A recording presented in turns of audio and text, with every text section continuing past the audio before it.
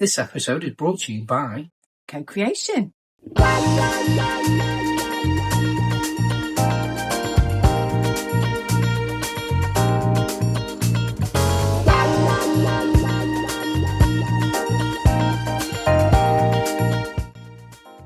Welcome to the latest edition of Leadership Actually. It's not love, it's leadership. Welcome, Lisa Powney. Welcome, Lee Rogers. How the devil are you? Really, really good. Yeah. I'm not saying pucker this week. No, you're not. What are you excited about? Oh, I'm genuinely loving this. You know, we are now into series 4. Can you believe that? Crazy cakes. Unbelievable, Jeff. And some of the people we've had on this pod is like, it's mind-blowing. Blows my mind. Always. But yeah, all good. You're cheeky Lee and you always ask. Cheekily. You know what though? It's treating people right and seeing if they'll do it. And if they will, great. And if they don't, then that's okay. Yeah, absolutely. Yeah, definitely. It's providing opportunities for people. That's what it is. That's it, Lee, and you sell it so well. So. Love it. Yeah, I absolutely agree. It's been great. So what have you been up to? Well, I thought I'd talk about my new hobby. I don't know if I said this before, but I joined a choir. So I'm not doing Tai Chi or Qigong on a Tuesday now. I'm doing... Didn't I mix that up earlier? You Called did. combine Tai Chong. Tai Chong. I'm not doing Tai Chong. No. No. I'm now in a choir because I decided, although Tai Chong was good, I wanted something a bit more joyful. So my friend invited me to her choir, and it's not a night I could go, but I really did enjoy it. And my son's in a choir, so we had a bit of competition going. So yeah, I'm in a choir. What's your favourite song? A Million Dreams. Oh, Love A Million Dreams. But I've gone with somebody I know, and she's a very good, very high soprano, and I think I'm an alto. But I'm sticking with her, and I'm trying my best to sing high. But it's never going to be a choir that's going to go on Britain's Got Talent. So, you know, I think they're all there for fun.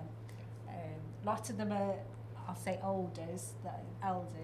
There's a lady in front who looks like my mum, so I just want to hug her.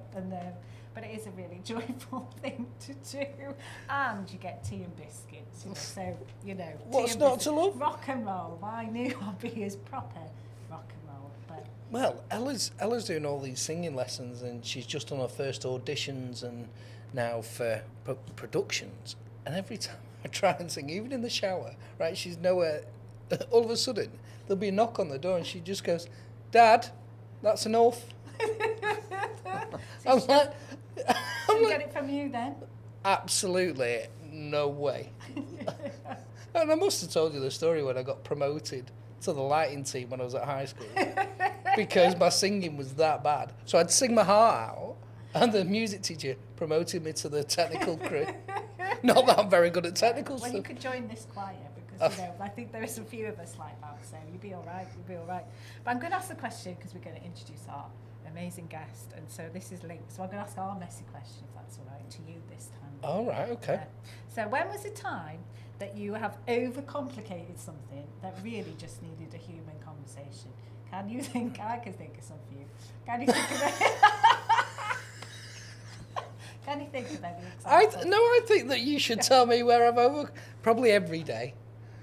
There'll be every day where I overcomplicate stuff. A bit like a former guest, like Ed, like a bit of a dreamer. Parenting springs to mind. Yeah, that's what I was thinking for you. It's not you. It's like our little chit chats in between. Yeah, and particularly because I have all these ideals, and you know, even when I think about Penny Ferguson, who we've had on, and you know, giving kids choice. When Ella turns around and says, "Why are you doing this to me?" and I'm going, "But I've used the Penny method, and it should all be working." And then, like, you know, the minute like you shout or you raise your voice, you've lost. Yeah. That's always I need to simplify this. And then there'll be some times when I'm like really calm, and then Mandel come and go, "What are you two up to?" And I'm like, "She's just played me," because she's raised the voice and then got mum involved, and then I'm all suddenly the bad guy. I'm like, "But Lee, it's not about winning." No, it's not about winning. So, yeah, everyday parenting. Yeah. I try. It's a learning process. It is. I love Nothing it. just It's for a me. joy. I feel really privileged. Do I get it wrong and overcomplicate it? All the time. Yeah, welcome to the club. So you're all right on that. Welcome to the club. Well, I think, I'm sure this will link, Steve. We're going to introduce our guest, aren't we? The amazing Steve Warburton. Welcome. Welcome. Yeah, thank you. Thanks for inviting me along. Really Thank appreciate you. it. Thank you for listening to our little ramble that we have up front. But Yeah, there that's is great. a purpose. There is a purpose. I am going to introduce you formally, and then we'd like to have a bit of your messy moments, if that's all right, before we dive into your brilliant career. Yeah, of course, go for it. Yeah, Okay, so you all right with this, Lee? Yeah. So today's guest, Steve Warburton, is a leader who builds trust, led change, and stayed ahead through it all and stayed human through it all. You are the MD of the consumer division of Zen Internet, and I'll let you explain a little bit more as we go through. But what stands out, and Lee's told me a lot, is the way that you lead from a warm, grounded, pragmatic, people-first lens, and we love that about you, Steve, so we want to hear a lot more about that. You've been called the glue behind the culture of Zen, known for cutting through the noise, building autonomy in others, and creating spaces where great work and great people can thrive. So, Steve, what do you think of that introduction? Wow, that's quite an introduction. Hopefully I can live up to that hype on the pod today. Thank you. But yeah, great. No, thanks for the opportunity to come and talk. So more of the human introduction. If we bumped into one of your team members in the pub, because sometimes we go to the pub, what would they say about you as a leader, do you think?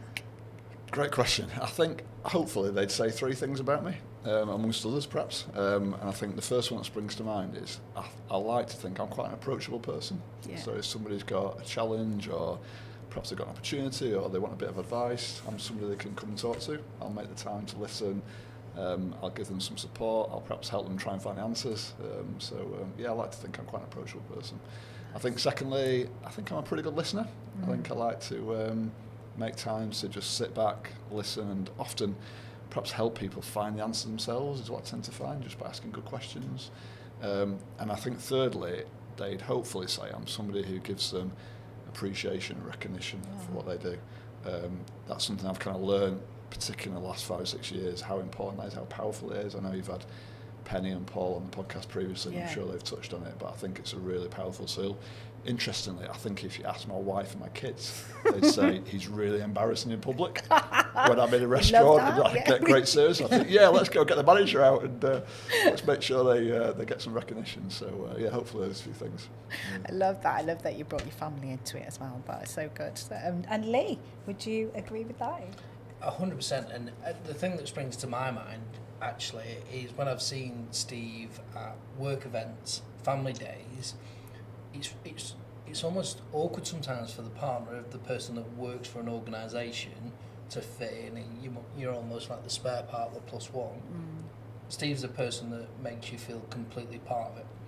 And I've almost felt appreciated for then what like my wife then does, because my wife works with Steve for full transparency, and I think that's really special because, you know, knowing it when I worked for TalkTalk, we had family events. The more that you can recognise the whole person, that, you know, what they give up in order to perform for an organisation, it's so important. If you're going to invite somebody, that you make them feel welcome. So I'd absolutely echo the listening, the appreciation, the time, and it's micro moments. This is not something big. It's a conversation. You know, it's feeling welcome. It's maybe a conversation with your wife or your kids that then you go, oh, actually, this guy, there's gravitas here, but you feel on a human level like almost that I'm a VIP that day. That's how I feel. And when you you get a sense of Zen, and people talk about this, is people love working there, you know, because they feel part of something that's really special. I've never worked there. That's the sense I get from multiple people that have worked there and left, or I've worked with that have then joined. I've never heard anybody say a bad word about Zen. Yeah, I think it's quite an interesting point, like, because the way I like to think about this is how would I like to be treated if I was a guest at an event, I was an employee. and I try to live by that. I think I've from a very early age I was kind of brought up to treat people properly, treat people right, you know, make time for people, help people. So I think that sort of stuck with me, and I've tried to stay grounded as we've been more successful, we've got bigger. I've tried to kind of maintain those values from the very beginning, I suppose. So, but yeah, very kind of you to share those words. But you also, you know, it's not. It's part of your DNA, I guess, as an organisation, not just you as a leader, but people-centric, people-first approach, isn't it? Yeah, definitely. Yeah, no, it's been with us from the very beginning. We've always tried to create an environment where people are given opportunities, they're treated well, we recognise them, appreciate them. So yeah, I think it's built into our DNA, and I think interestingly, people often say to me, as you get bigger, you'll lose that. It'll become really difficult to keep that culture, and almost sort of saying to us, there'll come a point, Steve, where it stops. And we've managed to get from 1 million to 125 million to 600 people, and I don't think we've lost it yet. And I'm quite determined that we don't lose that feeling, no matter how big we get or how successful we are. Oh my God, we can hold that thought. One, I'd really like to work for you. That sounds an amazing leader. Wow. And we will dive into that culture question because that's really important, but I'm not going to miss the messy question. So Go for it. Thinking back to your career as leader or being led, is there any particular moment where it didn't go to plan, or it was messy, or you fell over, or and you learned something from it that's maybe took you to where you are today? Is there any poignant moment? Great question, Lisa. Yeah, so I can think of one in particular. So about 12 years ago now, we had a business unit in Zen that we'd grown over about a 10-year period, and it had been successful. It was quite small though in the context of the overall business. And it was a little bit different to the rest of the business, so it wasn't our kind of core business. So it'd gone well, and then it had hit a bit of a tricky patch where we'd found it a bit difficult to win customers. We were losing a few customers as well. So I guess I was, to use the terminology, kind of parachuted in to see if I could perhaps help a little bit. So I did that initially from a bit of a distance, and then as time went on, I got a bit closer to it. Yeah. Anyway, we reached a point where I stepped in to run that bit of the business for a period of time. I was also running another bit of the company at the same time, so I was kind of juggling between these two areas. And I think what was quite interesting about that time is I underestimated to what extent I'd sort of not have enough time for my day job, so to speak. Yeah. I think I also found myself getting really into the detail, into the weeds, making all the decisions, and it got quite difficult. I think we were sort of struggling to turn things around. I then brought somebody in and supported them to again try and turn things around. This went on for about 18 months, this period, and I think unfortunately we got to a stage where we couldn't quite get it to kind of turn around, and we actually ended up selling that part of the business. But the lesson, and this is the crucial thing, was we reached probably a point about 9 months into it where my gut instinct was telling me, we're not going to turn this around. Yeah. We're trying our best, but it's just not working for us. But I had this moment where, for the sake of the customers who were very loyal to us and our people who'd been very loyal to us, I was determined to turn it around. It was becoming a bit of a distraction, but I was so determined, and I think, when I look back, I kind of should have listened to my gut. Yeah. I should have listened to some of the people around me who were telling me, look, Steve, this isn't going to kind of go the way we want. And I kind of ignored that because I suppose my strong sense of doing the right thing for the people, doing the right thing, kind of took over. Yeah. And I was almost like in the fog, and I couldn't see the bigger picture. So it was quite a good example, that I think. Yeah, that is a great example. I can see lots of resonance at their leaders, who are going for it, hell for leather, and, putting every effort because they believe the positive intent that it's the right thing to do. But yeah, and then things go by the wayside and they suffer and the business suffers. So how have you ensured that you do trust your gut now? What little cues do you make sure you go, oh? Yeah, I think it's just something I've learned really, that, your gut instinct, I would say, most of the time is right. And actually, we can talk about business models and business plans and strategies, but actually what I've realised is often, if I look back on my time at Zen, it's actually our gut feel has been really, really the right thing. I think the other interesting thing I've found as well is in that time, it was quite a lonely place. Yeah. Because you were sort of faced this challenge, and I think these days I'm much more able to say, you know what, I've not got all the answers. I need the support from my senior team around me to kind of help me find those answers. There's nothing wrong with kind of being a bit vulnerable sometimes and saying, look, despite me being the director, the MD in this case, I need some support, I need some help. Yeah. I think that's another good lesson I've learned. Absolutely. I guess that turns the gut feeling into more tangible if you can verbalise that with others and say, I'm feeling or I'm sensing, what do you think? I guess that's the first step then to turn it into something more tangible. Yeah, and I think when you're younger in your career, I remember I had my first management role when I was 23, and you just think management is all about, it's about you. You've got all the answers. You know exactly what you need. And the expectation as well is that you're expected to have all the answers. As you get more experience, you kind of realise that actually people are often in the same boat. They have the same feeling of loneliness, the same imposter syndrome, the same feeling of actually I need a bit of help. And I think there's nothing wrong with that. It's perfectly natural, normal. Absolutely, but a lesson sometimes we have to learn through experience, don't we? I think so, yeah. I was just going to say that, given the length and breadth of your career at an organisation, where have been some of the times or what have been the ingredients for brilliant executive teams versus maybe other times when there's been different cultures within that it's not been quite as successful? What are the ingredients that make a really successful exec team? Yeah, that's a great question, Lee. I think what I found is where it's been, let's talk about where it's been less successful. I think where it's been less successful, we've ended up with a team where people have got their kind of own, they've got their own objectives, they've got their own goals, they've got their own milestones they're aiming for, and that's not always been consistent across the team. I also think we've faced some challenges in the past where we've had individuals who actually they don't want to seek help, they want to go their own way. Yeah. Where we've been much more successful is where we're all going for the same goal, we've got the same kind of idea of the success, and we're not afraid to lean on each other for support. So if you take my case, just because I run our consumer business, I'm just as interested in our technology, in our operations, in our financials, in our people, and perhaps with a bit of experience I can lend a bit of helping hand there. So I think that's the key, is to kind of recognise you're one team, and your goal is the success of the business as a whole, not just my bit, which I think can be quite tempting. And I've seen that, I'm sure you have as well, in other organisations where you get a bit of competition, a bit of infighting. We're not all on the same page.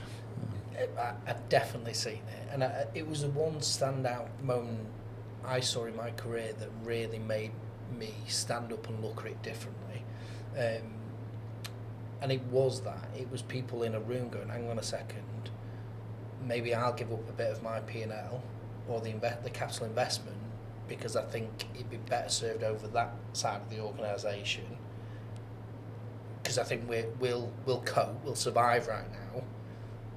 But before that, there was infighting, and not infighting it was all done with good intent, because you want to perform and you're a leader. Yep. And you want to stand by your numbers and your team, but like you say, once you helicopter out of it, there's a different picture.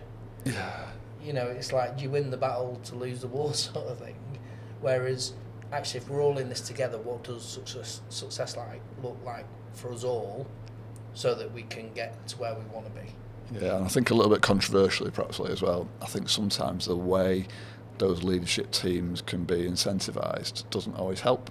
Yeah. So if you're told, here's the target, Steve, you're the leader, here's your expectations, we expect this level of growth, this profitability, etc., then you can understand sometimes why they end up being quite driven by those measures, rather than, in Zen's case, we don't have those things. We're about doing the right thing for our people, doing the right thing for the planet, trying to make a difference. It's a kind of different set of measures that we're being guided by, which I think does make a big difference. Nice. I think, though, that touches back on the culture question. So I wonder if you could give us a little bit of plotted history around how long you've been at Zen and kind of your growth with them, and answer that culture question. How have you kept it to be feeling the same when you have grown so massively? That is such a challenge, a question that is asked so many times. Yeah, sure, yeah. I'll give you a very brief potted history. So I think I joined the business in 99. Interestingly, I'd gone for a lot of the graduate recruitment programs with like Pricewaterhouse, Arthur Andersen, some of the big consulting businesses, and I've not made it quite through. And I got from I think 1,000 people down to the last 20 at Barclays Bank's program, so I was quite close.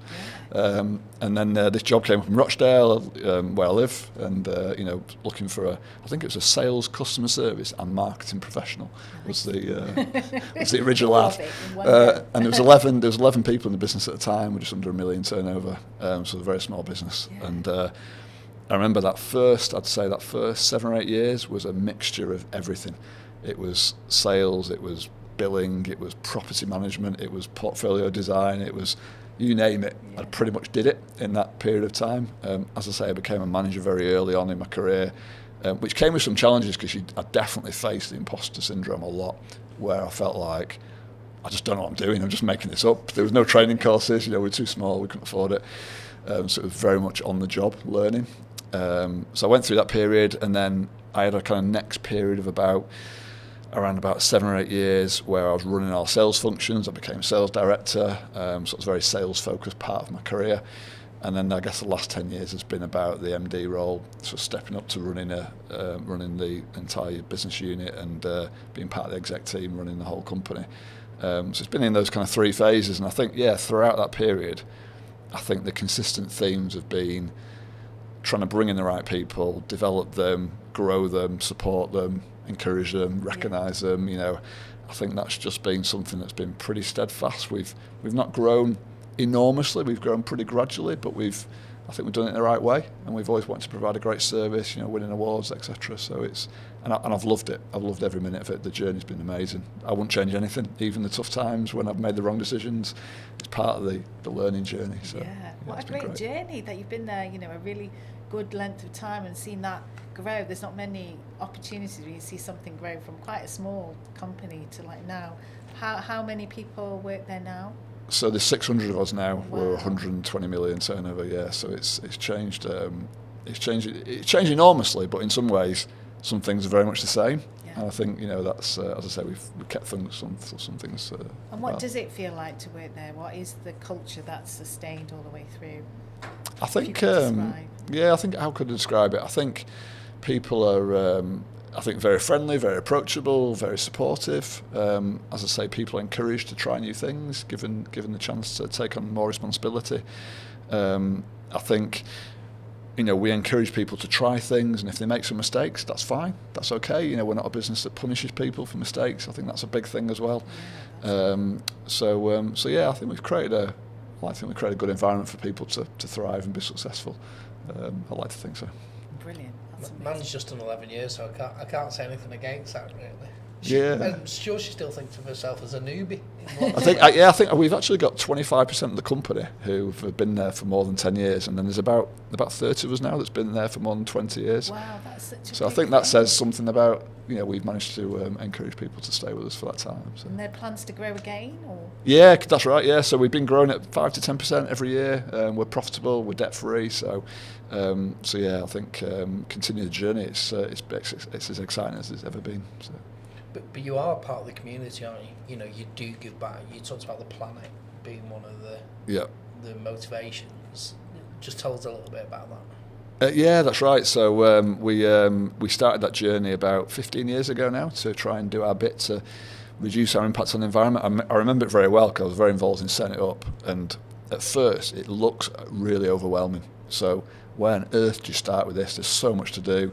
There's recycling, there's plastics, there's solar, there's all sorts of things. And I remember sitting down with everyone and saying, right, let's do it one step at a time. So let's do one thing this year, then do one thing next year, and we'll keep doing it year after year. And I think that was really helpful for people because it turned something that initially was very overwhelming into something that was they could see the kind of manageable chunks. Yeah. We'll do it a step at a time. And we've been on that journey now for 15 years. We've done some great things, put 700 solar panels on our HQ. We've removed 10,000 bits of single-use plastic out of the building. We've tried to do our bit to help the planet. And that, I suppose, my initial question to Lee was around, where do you make things more complex? And I know that Zen is known for making the complex more simple. So one step at a time might be one of the ways. What does that look like in practice? Yeah, great question. I mean, I think what I always think about, and let's talk about customers. I think as a customer, what do you want? I think you want a great product that solves a problem for you or makes something easier or better. I think you want great service. If you've got a problem, you want to ring up somebody and speak to them and they can help you. And I think you want that for a fair price, is my kind of feeling. And there's extremes. So there's people who want the cheapest product in the market, and then you get people who want the absolute gold standard best version. But I think most people kind of fit into that bracket. And I guess if I look at Zen, we've tried to have quite a simple range of products and services that are really clear in terms of what we offer. We've built a really great network over 20 years that's really reliable, and it sounds really easy, and it's really, really hard. And then we've got a brilliant team. As I say, some have been with us a very long time, and I think we've invested in them, we've developed them, trained them, supported them. So I'd say it's simple in a sense, but actually really difficult to get it right. And I can point to lots of businesses that try and do that, and unfortunately they come unstuck along the way. So. I'm going to ask you a slightly trickier sort of future-looking question, because around telco, because I've been around it obviously at TalkTalk, where do you see the whole altnet fibre overlay, more capacity than there is demand? If you don't think that's right, where do you see the future going in terms of the roadmap of the industry? Yeah. No, great question, Lee. So as you know, we're partway through the transition from legacy copper phone line technology onto full fibre. So you're going to be able to access much faster speeds. I can remember when I was selling 1 meg broadband. I'm now selling 900 meg broadband, and I'll be selling several gig broadband in the future. I guess a good analogy is right now today, most people don't need more than 100 meg broadband into the home. It'll do everything you want it to do.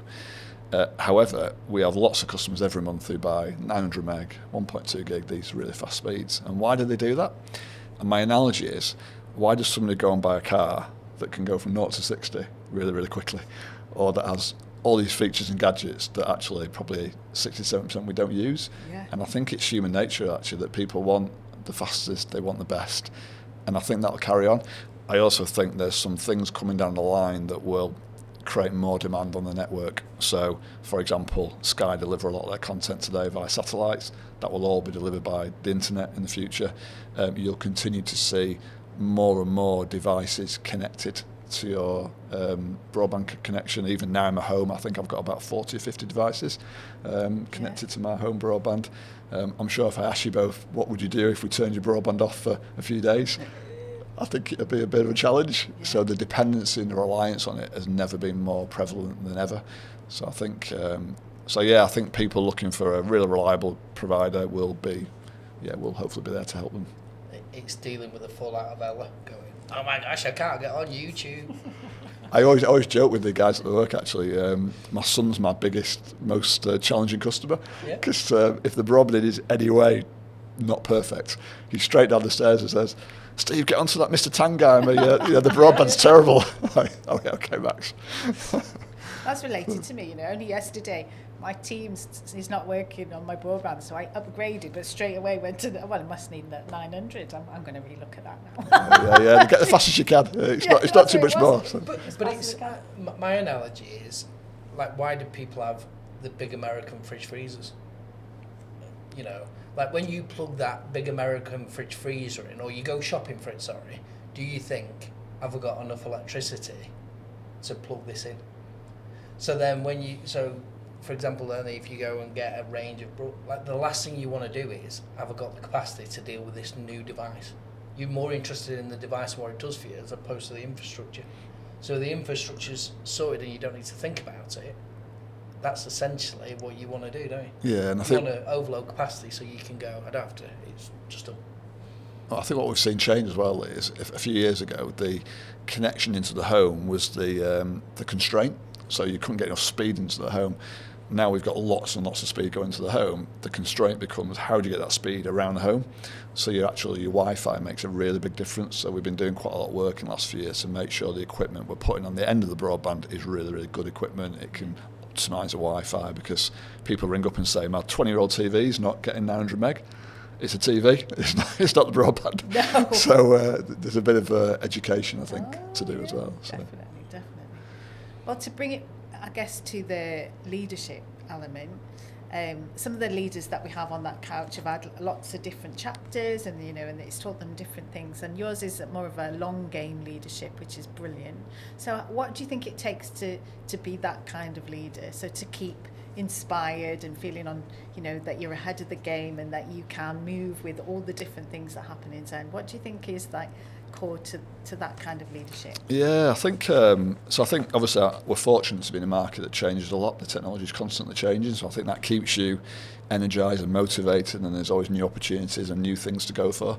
I think another thing that is interesting to share with you both is in the very, very early days of Zen, I remember going to an industry event, and the provider will remain nameless, but we were having coffee, and he said to me, thanks for your input today, Steve, but it doesn't really matter too much, because in a few years' time you'll get acquired by one of the bigger guys. So enjoy the moment, but it's not going to last. And I said, noted. Thanks for the feedback, and I followed it up with we'll see. And I remember getting on the train back that evening thinking, it like lit a fire in my belly to say, I'm going to prove you wrong. I'm going to show that actually the little guy, it's a kind of Goliath type analogy, will do okay.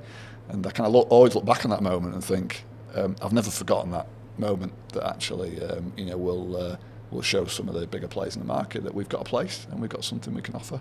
So that keeps me motivated. I love that. It's very inspiring. Like drive in your belly to make sure that you stay independent. That's it. What advice would you give to someone listening to this, thinking about that longevity of leadership career?